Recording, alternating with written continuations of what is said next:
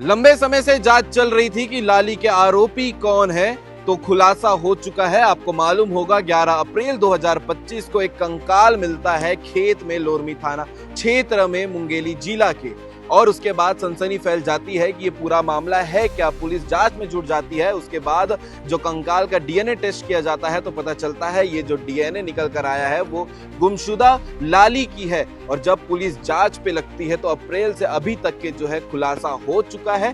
खुलासा में ये निकला है कि पूरा मामला तंत्र विद्या का है, जो लाली के अपने भाई और रिश्ते में लगने वाली भाभी ने मिलकर तंत्र विद्या के चलते उसकी बलि चढ़ा दी थी। एक तांत्रिक के कहने पर पूरी प्रक्रिया को मानते हुए लाली की बलि चढ़ा दी थी और उसके बाद उसे खेत में गाड़ दिया गया था, जिसका 1 महीने बाद जो है अप्रैल के बाद उसके कंकाल को मिला था।